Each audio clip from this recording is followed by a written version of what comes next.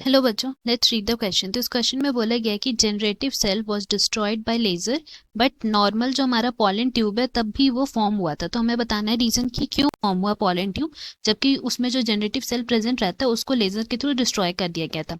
तो रीजन हमें यहाँ दिए गए हैं। ए है vegetative cell not damaged, B में है contents of killed generative cell वो स्टिमुलेट करता है पॉलन ग्रोथ को, और सी है laser beam stimulates the growth of pollen tube, और डी में बोला है कि reason of emergence of pollen tube it's not harmed. So इस क्वेश्चन की अगर हम की कॉन्सेप्ट के बारे में बात करते हैं यहाँ पे, then it will be structure of pollen grain. Pollen grain के स्ट्रक्चर के बारे में यहाँ पे हम लोग सबसे पहले बात करेंगे, देन हम लोग फिर बात करते हैं कि क्यों जनरेटिव सेल डिस्ट्रॉय होने के बावजूद भी पॉलन ट्यूब का ग्रोथ हुआ। सो सबसे पहले पॉलन ग्रेन को हम लोग बोल सकते हैं यूजुअली स्पेरिकल शेप का होता है, जो मेजर करता है कितना 25 to 50 माइक्रोमीटर, एंड उसमें हम लोग बोल सकते हैं दे हैव प्रोमिनेंट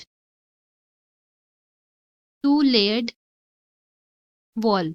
दो लेयर वॉल से बना हुआ है, जिसमें जो आउटर लेयर है उसको हम लोग बोलते हैं हार्ड आउटर लेयर है, एंड उसका नाम है exine which is the outer layer. And ये जो एक्साइन है यहाँ पे हमारा, that is the outer layer, is basically made up of sporopollenin. And sporopollenin को हम लोग बोल सकते हैं कि ये जिस केमिकल सब्सटेंस का बना हुआ है वो one of the most resistant organic material है, जिसकी वजह से क्या होता है कि high temperature, strong acids, alkali, इन सब चीज को वो रेजिस्ट कर सकता है, उन सबको विथस्टैंड कर सकता है। That is the reason sporopollenin को अगर हम लोग स्टोर कर लेते हैं तो बहुत साल बाद भी हम लोग उसको फॉसिल्स की तरह प्रिजर्व करके रख सकते हैं, एंड बहुत साल बाद भी उसके थ्रू ग्रोथ हो सकता है। एंड हम लोग बोल सकते हैं कि हमारा जो एक्साइन है उसमें क्या प्रेजेंट रहता है, उसमें साथ ही साथ जर्म पोर्स प्रेजेंट रहते हैं, एंड ये जर्म पोर्स ऐसे पोर्स है वहां पे जहां पे स्पोरोपोलेनिन प्रेजेंट नहीं रहता है। नाउ ये तो वह हमारा आउटर लेयर, एंड उसके बाद जो इनर लेयर है उसको हम लोग क्या नाम बोलते हैं, inner layer is named as intine. And यही जो इंटाइन है वो थिन एंड कंटिन्यूअस लेयर है, and this intine is made up of cellulose and pectin. Cellulose और पेक्टिन का बना हुआ है ये।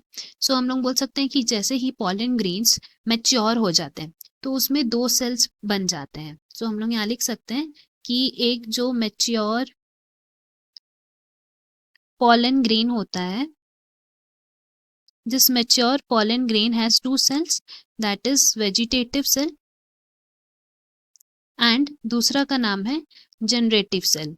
दो तरह का सेल्स वहां पे प्रेजेंट रहता है। एंड फर्दर हम लोग बोल सकते हैं कि जो वेजिटेटिव सेल प्रेजेंट रहता है वो बहुत बड़ा होता है, एंड मैक्सिमम फूड रिजर्व जो है वो हमें वेजिटेटिव सेल में ही मिलता है, उसमें इरेगुलर शेप न्यूक्लियस भी प्रेजेंट रहता है। जबकि अगर हम जनरेटिव सेल की बात करें तो ये छोटा रहता है, and it floats in the cytoplasm of vegetative cell.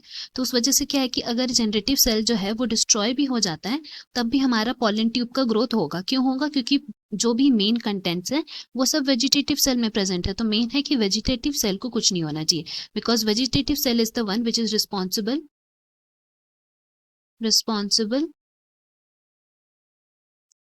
For pollen growth. Pollen tube के ग्रोथ के लिए वेजिटेटिव सेल रिस्पॉन्सिबल, एंड क्योंकि वो डिस्ट्रॉय नहीं हुआ था उसी रीजन की वजह से हम लोग बोल सकते हैं कि पॉलन ट्यूब का ग्रोथ हुआ। दैट मीन्स हम लोग बोल सकते हैं vegetative cell is not damage. That is option A यहाँ से करेक्ट हो जाएगा। Hope you have understood it well. Best of luck. Thank you.